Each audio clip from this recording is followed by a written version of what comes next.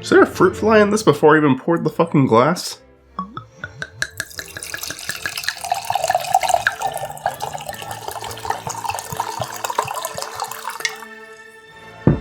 You know I'm elegant, because, well, what did I just do there? Hey, it didn't take us a whole year to get another one of these out. Isn't that nice? Isn't that nice, guys? So today there's a special theme. We're only going to talk about Disney movies in this episode. Alright? Only Disney, nothing else. Salo, 120 Days of Sodomy. Disgusting movie. Well made. Actually, really well shot. Really well made, really competent movie. Honest to God, like a lot of the effects in the movie, like a lot of the practical effects, are done pretty well in this one. Some I could tell were fake, but I mean, it's a pretty well made movie, all things considered. It is disgusting. That is something I knew going into it. I didn't know everything that happened, but I knew specific details. There's a really infamous scene in this movie that I don't want to spoil for anyone who is curious about this movie. And I knew about that scene. I knew about one of the grossest scenes in the movie. Honestly, there is a chance someone who's seen the movie doesn't know which one I'm talking about, because there is a lot of gross stuff in this movie, but yeah, no. Come on, I feel like you probably know which scene I'm talking about. Like I said, I think it's a well-made movie. It's a well-acted movie. And I think it even has something to say. I think there's something there. I think it is a movie that if I rewatched, I'd pick up on new things. I think there is a historical context to it as well, that if I did some research, I could appreciate this movie more. I think there is something there. So I kind of I have this at like a 5 out of 10, but it's more just unrated for me. I still want to talk about it though. It is well made, but it is so gross to me that I have a hard time wanting to watch it again and experience these things. And it's not just because it's gross. That alone wouldn't turn me away from it. I can handle it if I love the movie. The Thing is a really gross movie, and the original one, and I love that movie, and I could easily watch that again and again and again, even though it does get really gross. Though, to be fair to the friends of mine who built up The Thing as like one of the grossest things they've ever seen, this one's worse. Check it out if you want to see something grosser than The Thing. It's different type of gross, but yeah, this is a lot worse than The Thing in my opinion. The other issue I have with it is about an hour in, I really started to lose interest, and I watched the entire thing, but there did come a point where I felt like I was watching torture porn. And again, I'm not gonna act like there couldn't be anything else there, but I really did just feel like I was watching these long, drawn-out torture sequences, and I didn't think it was called for. I didn't think it was necessary at all. There is sort of a scene near the end that I like, with a bunch of characters, like, basically ratting on each other, trying to get out of a situation. It's really disturbing, almost comedic at the same time. Like, I could imagine it being like a skit on a show, where these characters keep trying to get the blame or like the punishment pushed onto someone else because everyone knows something about another character that would get them in trouble in the situation they're in. And I liked that scene a lot. That's near the end, so that's a scene where it picked up again for a second. But it just kind of immediately goes back down. Like, the last 10 minutes of this is just them torturing people again. And yeah, it's not one that I can say is a bad movie, but it's also not one that I want to revisit. And again, it's not just because it gets gross, because I would watch it again, even though the scenes are really gross. In fact, I kind of admire how gross it is. This movie has some balls to just film some of these scenes.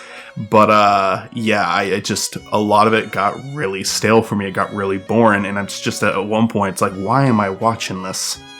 What could I possibly gain from watching these like really long, drawn out sequences of people just being tortured and going through something horrible? It didn't feel necessary to me. If you disagree with me, leave a comment. This is actually one that I would love to hear about. I know there's other places I can hear about it too, and maybe I'll do that. Maybe YouTube videos would help with this one, because I really do not care for sitting through that ever again. Hail Caesar, definitely the weakest Coen Brothers movie I have seen to date. Not bad, though, for if this is the worst movie as a director, or in the case, the two directors, the Coen brothers, if this is your worst movie, that's pretty good. That shows you have a pretty good lineup, because it's not bad. It's above average. It's well shot. There's some very funny moments in it. There is some scenes that are very well made, and honest effort is clearly there, and I appreciate several things about it. But it's the one that feels like it has the least going for it. It feels weird that this is a Coen brothers movie, honestly. Again, it's not bad. There are scenes in it that I really enjoy. There's scenes that are really well put together. I'm being so vague right now. There's like some dance scenes in the movie that are really well choreographed and shot. There's some really good dialogue. George Clooney's character has some really funny moments. It's a little weird that they promoted Jonah Hill in this movie when he's literally in like 20 seconds of it. Scarlett Johansson's maybe in about 10 minutes of it, and they promoted her as part of it too. But personally, I wasn't watching it for them. I was just watching it because it's a Coen brothers movie, so that didn't bother me. But I could see anyone who watched the trailer and then went to go see the movie being rubbed the wrong way about that, because I'm pretty sure both of them are in the trailer. Yeah, fucking Jonah Hill's on the poster. I'm looking at this shit right now. Jonah Hill is on the poster. His name is on the middle of the poster. He is not in a minute of this movie. He doesn't even have a minute in it. Come on. Fuck off. Scarlett Johansson shouldn't be on there either, but at least they gave her like 2 scenes in the movie. Josh Brolin and George Clooney, it's fine to include them. I don't even recognize the guy on the end of it. So I guess he didn't leave the biggest impact on me. It's kind of like an anthology story, but all the little stories are kind of connected because they're all taking place on the same set, the same studio. But a lot of them don't really connect that strongly, and it's not really supposed to. It's just showing the day of a life. It's just showing the day of a life at this studio, I guess. And it's fun, it's enjoyable, but there's not a lot to it. It's definitely the weakest script from the Coen brothers. And cinematography wise, it's pretty well made. I would say that it's not like far off from their other movies, but it just has a lot less to work with, really. The characters aren't amazing. The story, if you can call it that, isn't that memorable. It's not bad. If you're a huge fan of the Coen brothers, I'd say check it out. Just don't expect it to be like one of the greats, because it really isn't. Cannibal Holocaust. I watched this movie with Matt on his channel. I will link that video in the description. I gave it a 1 out of 10 because the animal abuse in the movie is real, and objectively, it's probably more like a 5 or a 6 out of 10, because there is a point to it, and I appreciate what the message of the movie is. It's not poorly made. A lot of the practical effects in it look pretty dated. Some of them are still pretty well done, but a lot of them are just don't hold up. The score is fucking amazing. I love the music in this movie. The music is like my favorite part, and I will not rewatch this movie, but I listen to that score all the time. It's just beautiful. It's almost like too good for this movie. I think that very much like Salo, a lot of it feels really drawn out. It feels like you're just watching torture at some point. There are really horrific scenes that look pretty convincing and overall add to the message at the end of the movie, but it's just like, this did not need to be this long. You could have cut this shorter. We didn't need to look at it this long. That's not really the part that's like what makes it not that's what makes it not rewatch worthy for me.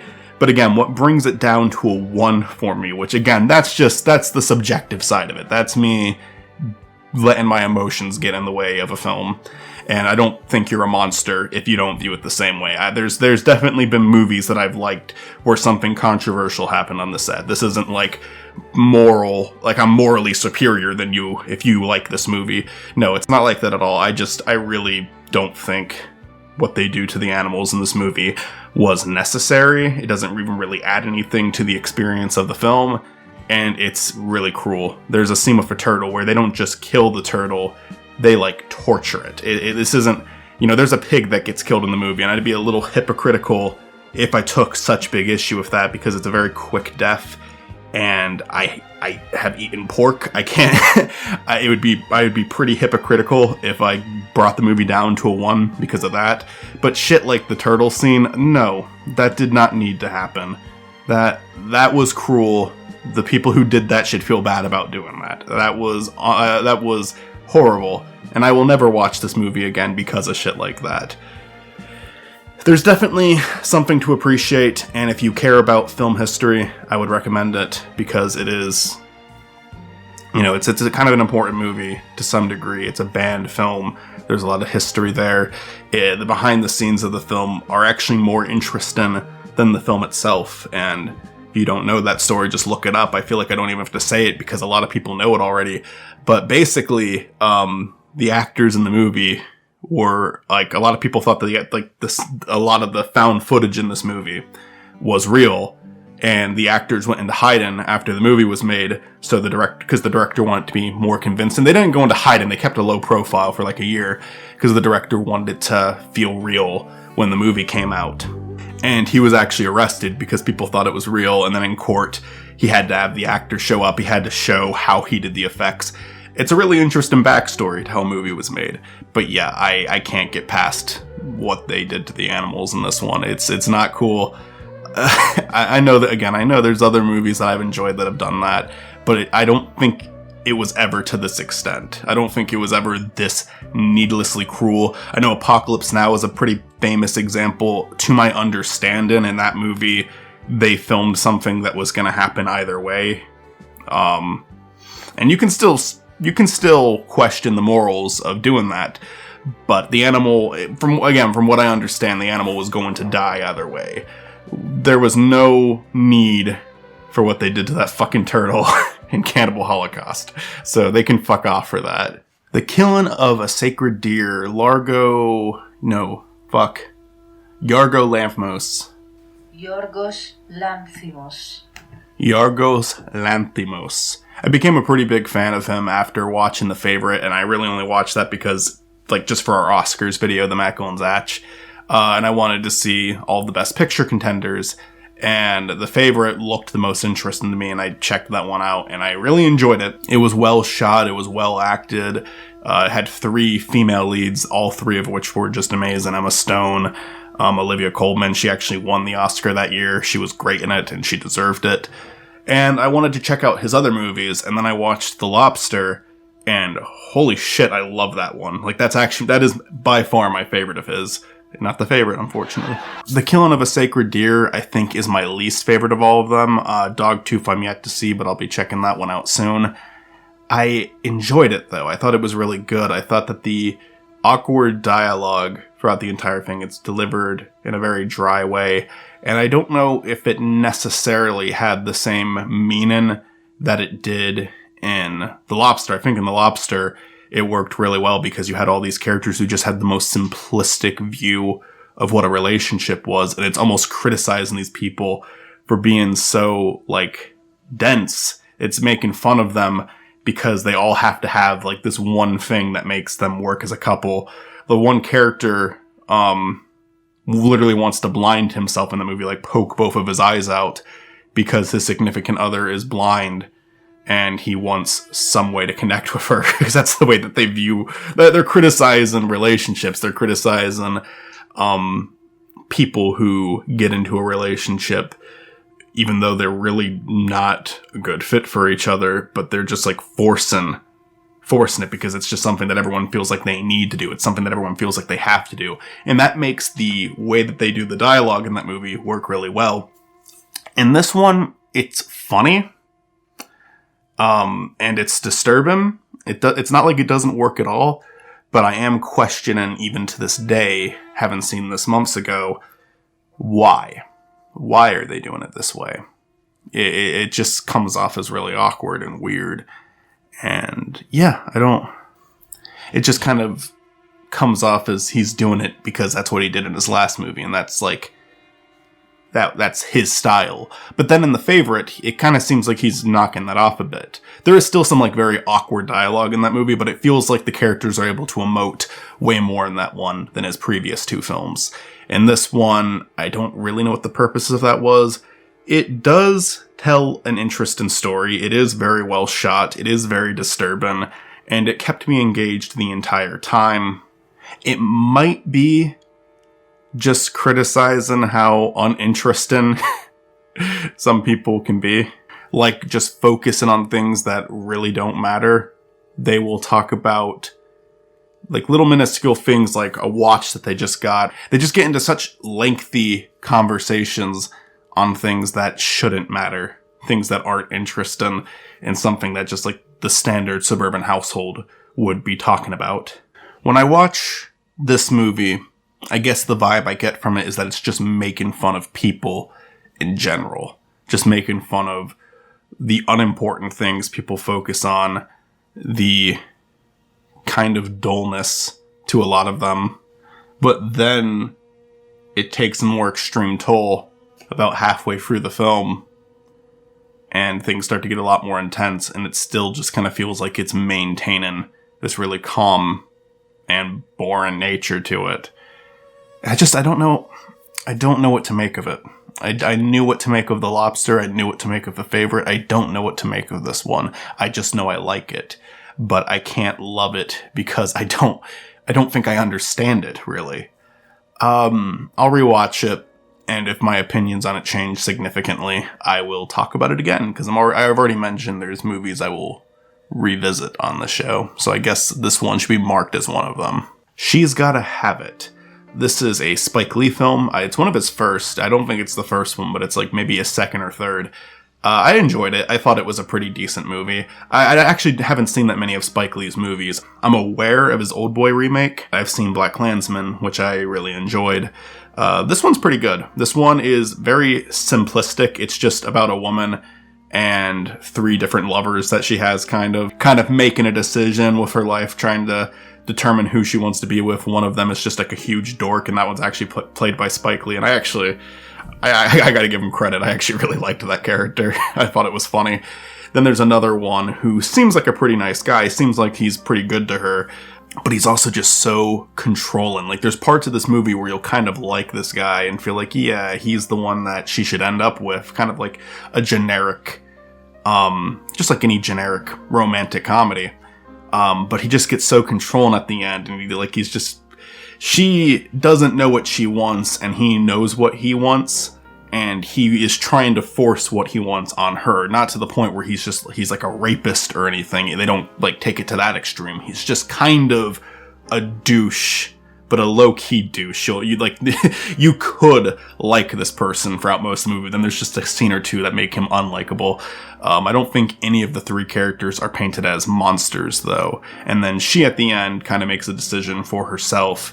It's a very, I would say it's a very feminist movie, but not in a way that felt pandering. In fact, I think the ending was really great. And I think for the time period that this movie came out, it was probably pretty early to telling a story like this. I don't know. Like, this feels like the kind of thing that could come out today, but it wouldn't be as special if it came out today, because a lot of people are spreading this sort of message nowadays. In fact, it actually did come back as a Netflix show. I haven't seen the Netflix show, but yeah, like I said, it just feels like something that could exist today, but it came out in the 80s. Well shot, has a lot of personality, and I like it. I actually might watch this one again. For now, it's a 6 out of 10, but I could even imagine it being raised. It's just not a whole lot to it. I don't think it's anything like really special, but it is a competent and entertaining movie with a nice message at the end, so I'd recommend it. As good as it gets. I thought parts of this movie were kind of funny. I guess this is where that famous line comes from, like, you make me want to be a better person, Wanda, or whatever. I think that's her name. No, it's Carol. Oh, fucking BoJack referenced. Okay, that's why I thought it was Wanda. BoJack referenced it. Yeah, with the owl character, Wanda. Jesus Christ. Can that show go one video without getting a fucking mention on this channel? I thought that the main story that it was trying to tell, though, was like, I don't know, a lot of people really love this one. I thought it was kind of weird, because I didn't even pick up on the fact that they were trying to do, like, a romantic relationship between the male lead and the female lead in this. I thought that he was much older than the female lead, and he was just looking for someone to talk to. Maybe that's me being naive. Maybe anyone else who watched this knows that they were going for that. I didn't pick up on that. I picked up on him being someone with just like this extreme OCD, and he's in this, like, he has to have this pattern, and talking to this one woman is part of that pattern, and that's why he has like a connection to her. That's why he wants to speak to her every single day. And then when he goes to, he like kind of pushes things and loses that, he tries to get it back, and she kind of helps him, you know, kind of take control of that OCD, kind of become a better person as a result. And I was into all of that, and then it just becomes a romance in the last act. And again, maybe the entire movie was building up to that and I just didn't see it. But I guess one of the things that made me not think that's what they were going with is I think it, to me, felt like there was a big age gap between these two. And I did not think that was the path they were going on. And I thought it was really weird. Honestly, I don't think it's amazing. I think a lot of people really love it, and good for them. I don't want to take that away from anyone. I enjoyed certain scenes of it. I laughed at certain parts of it. I thought that the three main characters were fine, likable enough. But it's not something I ever feel like watching again. And I like I said, it wasn't communicating things very clearly to me. And I think a lot of it's really cliche. I think a lot of it's really corny. And they have the couple, like, at the end, they have to have this whole scene where they have a falling out at the end and then make up 5 minutes later. I don't get that. They seem to do a lot of that in that movie, of jumping back and forth, of will they, won't they, sort of thing. I hate that shit. It's annoying.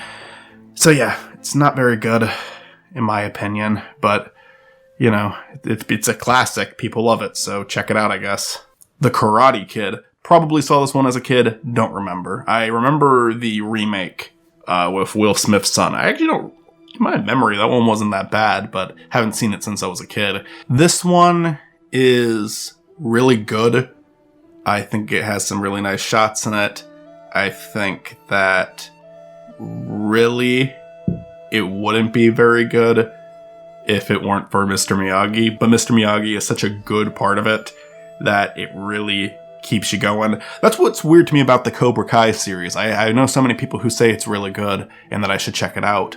But the only thing I liked about The Karate Kid really was Mr. Miyagi. And again, he is such a good part of it, and it's still shot well, it's still scored well, it's like all put together very well. And the main character doesn't suck or anything, it's not about him. He's there and he's important to the story, but it's about Mr. Miyagi. Like the episode of Community said, it's not about Ralph Macchio, it's about this man who helps him become stronger and become a better fighter. In the end, anyone watching this movie cares more about their dynamic than anything else. You don't care about the bully, you don't care about the girl he hooks up with, you care about their dynamic, and you get your heart broken at the scene where Mr. Miyagi is recalling his past, and you find the humor in their banter back and forth, and you find the inspiration in the wax on, wax off scene. It's great, but it comes from him, and it comes from him exclusively. And then you have this Netflix show that he's not even part of because, you know, the actor passed away, and, you know, he was a pretty old man when the movie came out. And now you have Macchio as the main character and the bully from the first movie as the other main character. And that, maybe it's really great. To me, that sounds horrible. But I haven't heard of anyone say a single bad thing about it yet, so maybe it's really enjoyable. I don't know. The Karate Kid, though, is an outstanding movie. It's as great as everyone built it up for me over the years. Again, I probably did see it as a kid, and I'm just not remembering it that well. This definitely seems like something I would have watched. But finally watching it all these years later again, really loved it. Really great. Again, just me saying Mr. Miyagi is the only good part of it. That's not even entirely true. Like I said before, it's like, it's well put together. It's a well-made movie. But without him, it would have been boring. He is the personality of this movie. He is the strongest factor of the movie, and he's in a lot of it, so it works really well. Willy Wonka and the Chocolate Factory. This one's definitely a rewatch. I saw this a ton of times as a kid. Saw the remake too. Haven't rewatched that. I liked the remake as a kid, but not nearly as much as this one. The chocolate room, the candy room, looked a lot more appealing in the remake.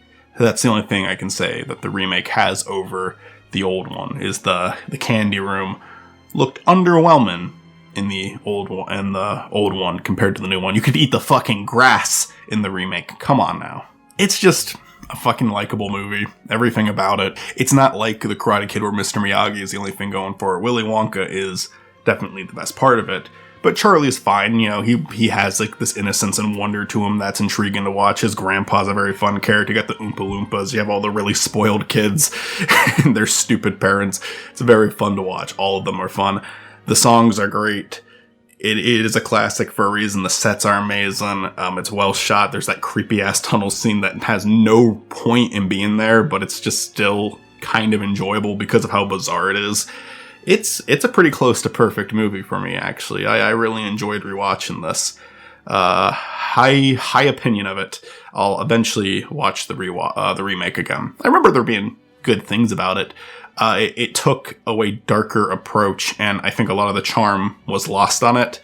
But I remember there being really cool sets. I remember that a lot of the spoiled kids were still entertaining to watch. There was still some good comedy seeing them feel the wrath of Wonka. They didn't really need the creepy tunnel scene because the movie was just creepier in general. I like the opening scene. There's like, he built a fucking chocolate castle for someone and then it just melts. The fucking dumbass was like, I'm gonna live in this castle. You better eat it quick because it's gonna melt. I'm not gonna eat it. I'm gonna live in it. Still just completely disregarding the fact that he said it was gonna melt and then it melts and ruins his fucking life. Good stuff. I give it a 10 out of 10, 9 out of 10, 5 out of 10. South Park. Bigger, longer, uncut.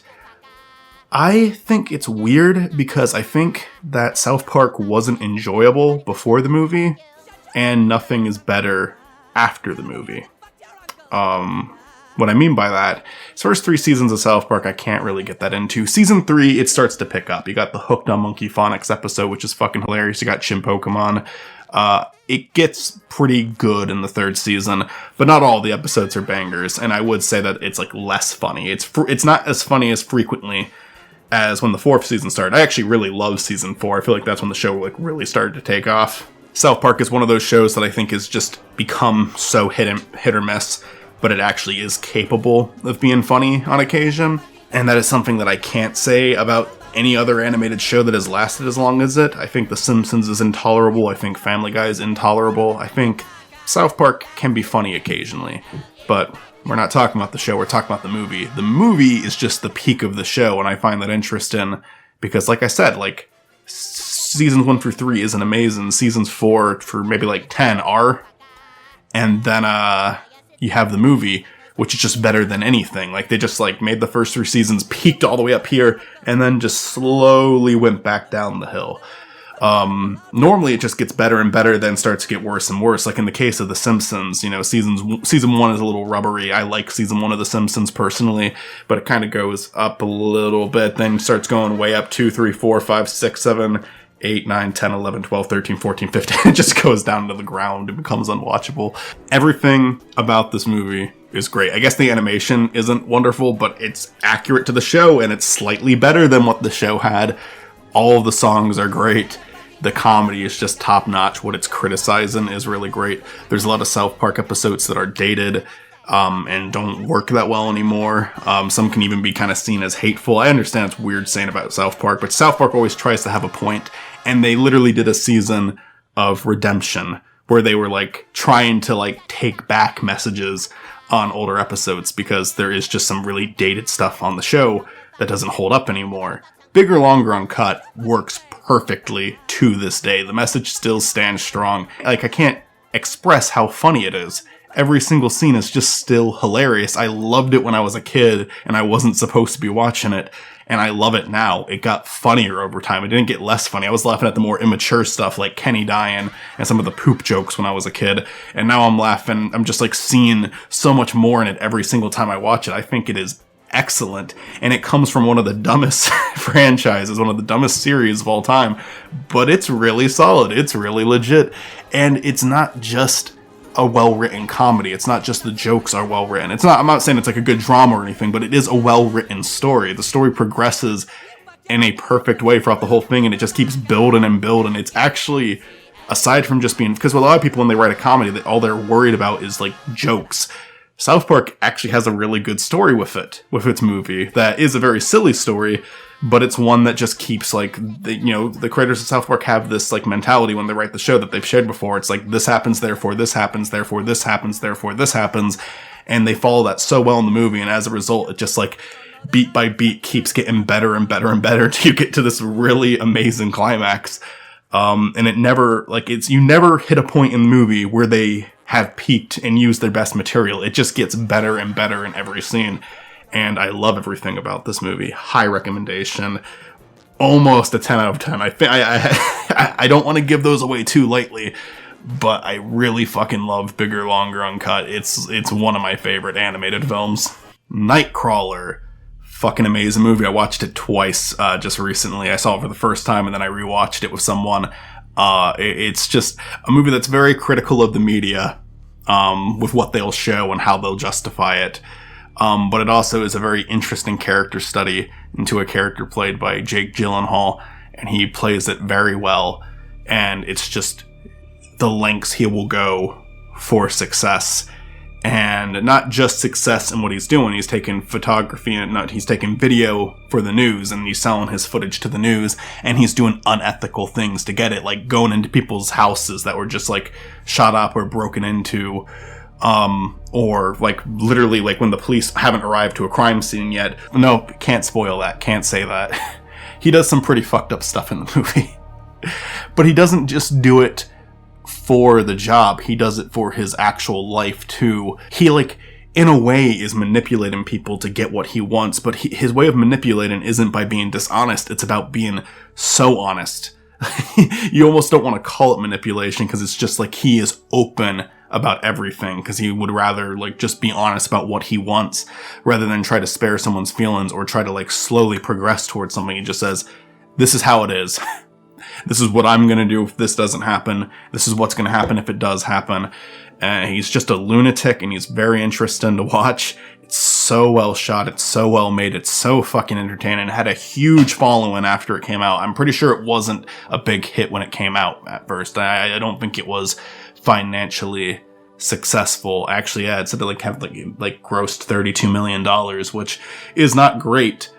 But it has gained this following years later, and it definitely deserves it. It's outstanding. I fucking love it.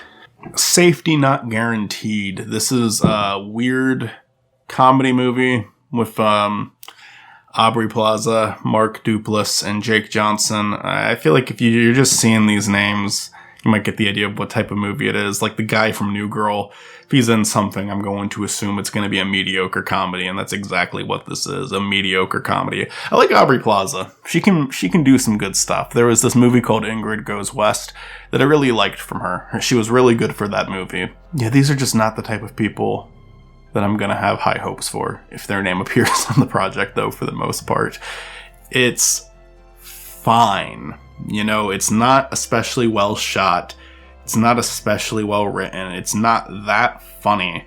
But it's so inoffensive that I can't really say anything that bad about it. I'm trying to think if there was anything I actually really liked about it. But honestly, for the most part, it just went in one way and came out the other. Because it just didn't have anything that grabs you. I did watch the entire thing, but I was kind of like working on stuff while watching it. So it was kind of one of those movies, just put it on and it was fine. It was fine for that. I think I have family members that would really like this movie. I know people who do just kind of want to watch a simple comedy. They don't want anything deep. They don't want anything that's going to make them think. And I don't say that. I don't mean to say it, at least in a condescending way. I think that's fine. A lot of people just want to sit down and watch something easy that they can relax to and escape from reality for a bit. And I think this movie achieves that just fine. It's inoffensive, it doesn't do anything horrible, and it doesn't do anything great. And if you just want something really simple, I would recommend it. Here's an example. If you watch the Netflix movie, The Fundamentals of Karen, and you really liked that, I think you'll really like this too. I like The Fundamentals of Karen a little bit more than this. There was actually like a scene or two in that I thought was really great, but most of it is just an inoffensive, easygoing comedy that is fine to watch. I'm fine with more easygoing movies, like comedic movies. I think a better example for me personally is something like Paddleton, which has a pretty simple setup, but I just got a lot more out of the characters. I connected with them a lot more, and there is a little bit of harshness to it as well that I think adds something. But it doesn't, not every movie I watch has to be something like really horrific or harsh. I don't consider Paddleton to be that. So don't get the idea that if it's a comedy, I don't like it. That's not true. It's just this one specifically doesn't have a lot going for it, and a lot of comedies don't have a lot going for it. Another movie that I watched earlier this year, I'm going to apologize to Zach right now because I was a little... It was a Duckcast recommendation. It was The Other Guys. That's an example of a movie, a comedy movie, where I'm just like, not only is it nothing that special, but I actually flat out don't like it. The characters are huge assholes in it, and I didn't find it funny, so I actually become annoyed by how condescending and rude they are. I like movies with rude characters. Mentioned South Park just a moment ago. That one hurt. I guess that's my review for The Other Guys as well. That's like... Yeah, that's an example of a comedy that isn't trying to tell a big grand story, and it's just trying to be a lighthearted comedy that I don't even know if you can call it lighthearted, to be honest, though. It's one that I don't like. This one's fine. It's not offensive. That one I don't like. It is offensive. And All Dogs Christmas Carol. You know, I liked this when I was a kid. Christmas time was coming around. I watched it to just relive something from my childhood, and I should have just let it be a pleasant memory, because it's fucking atrocious. There's nothing to defend with this. It's just awful. It's like a really forced way to tell the story. And yeah, it's like, I was embarrassed. I was embarrassed that I was watching this. I guess it's a kid's movie. I don't need to go too hard on it. But I mean, fuck. It was a direct-to-video, like, knockoff. Something that just wanted to make really quick. So, I guess I don't need to defend it. Fuck it. It was awful. Alright, we'll end this one with The Tiger Hunter. We're actually getting to a bunch of movies that I really loved on my IMDb list right here. But we'll save those for the next one. I'm getting tired. Dad's got to go to sleep, guys. Alright, so The Tiger Hunter. I watched this because I just got off my rewatch of Community High, and I wanted to see something that had one of the cast members in it, because I actually have not seen Abed in anything else. I never even saw the Captain America movie that he made a cameo in. I know he's in it, but I've never seen the movie. So I wanted to sit down and watch The Tiger Hunter, and it kind of goes back to what I was just talking about, where it's like an easygoing comedy with not a lot going for it, but it's just kind of a nice escape movie you can sit down and watch, and you're going to enjoy it. And you can just, it can play in the background, or you can use it as an escape. There's not a lot to it, but this is one I'd rank a little bit higher. I think Danny Pudi's character is really likable in it. I think there's actually several characters in it that are just so likable. There's this camaraderie with all of them that just, it warms your heart a bit. You like watching it. There's a romance in the movie that I couldn't get that into. The film doesn't really give it that much attention. If you're going to do a romance in a movie, you need to like really focus on that. You can't just have it as a thing on the side, because if you have it as a thing on the side, you're just doing it as like a relatable motivation. You're not doing it because it's actually a couple that you want the audience to care about. It's just like, most people will be in a relationship in their life. Most people can connect with wanting to get the girl at the end, or having a relationship work out. But if you want it to actually be something that you can connect with, something that is likable, you need it to be the main focus of the movie, or at least, a really huge part of the movie. That's why a comedy like Midnight in Paris works a lot better, because the romance in that movie is on screen the entire time. You can get to know the couple, you can get to like the couple, you can get to want to see things work out for them. Hell, a way darker version of that I saw recently that I really loved was, not even recently, I saw this a while ago, was Anomalisa. That is a great movie that focuses on a relationship. I guess you don't really want to see that work out, though, because the main character's kind of a piece of shit, huh? But you at least see why they both want this thing to work out. You definitely are able to connect with it, just perhaps in a more negative way. With this movie, and so many fucking comedies, they try to just push it as a thing to the side to give the character extra motivation to make him more relatable. But really, you don't need it. You don't need it at all. You can just have him trying to be a success in America because he wants to do it for himself. Instead, he's doing it because he wants to end up with this woman, and they don't let us know her enough to care about her enough. But they do focus on his relationships and friendships that he forms in the US, And those are the scenes and those are the characters that you really care about. They're the ones you get invested in. But it does have that going for it. The characters in this movie are likable. There are several scenes that I got a good laugh out of. It does follow specific plot beats that are really generic and cliche, but there is likability to this movie that made it worth my watch, and I wasn't getting bored watching it. It has something to it, and I think it's good. I think especially if you're a Community fan, check it out, just because it's a guy from Community and he shows that he has range. This character's nothing like Abed, and it was just nice to see that. Like I've seen everyone else in the cast do something else but him, and I just wanted to see him do something else, and I'm glad I did. Alright, that's it for this one. Ta-ta!